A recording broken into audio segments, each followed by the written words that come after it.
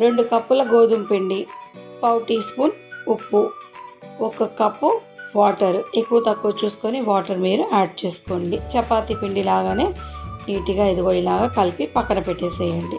ఇప్పుడు మనం ఇలా ఒక ముద్దలాగా తీసుకొని ఇలా రోల్ చేసుకుందాం. ఇలా చేసుకున్నాక మధ్యలో ఆపేసి పూరి సైజ్ వచ్చాక కరిగించిన నెయ్యిని ఇక్కడ స్ప్రెడ్ చేయండి. మళ్ళీ ఇలా ఫోల్డ్ చేసుకొని హాఫ్ వరకు నెయ్యి స్ప్రెడ్ చేసుకొని మళ్ళీ ఇలా పౌచ్ లాగా ప్రిపేర్ చేసుకోండి. దీన్ని షీఖ్ రోటీ అంటారండి.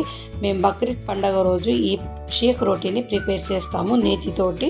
చాలా బాగా మృదువుగా ఉంటుంది.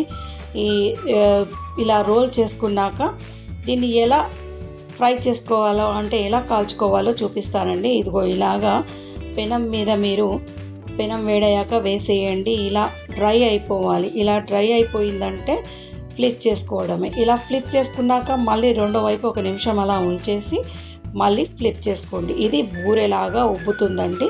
దీని మించి నెయ్యి మీరు చక్కగా స్ప్రెడ్ చేసి బ్రౌన్ కలర్ వచ్చేంత వరకు కాల్చేసేయండి. నా ఈ రెసిపీ నచ్చినట్టయితే like, share, comment, subscribe. Me friends and family మెంబర్స్తో నా ఈ రెసిపీని షేర్ చేసుకోండి. సబ్స్క్రైబ్ చేయండి, బెల్ ఐకాన్ హిట్ చేయండి. నేను వీడియో అప్లోడ్ చేయగానే మీకు నోటిఫికేషన్ వచ్చేస్తుంది.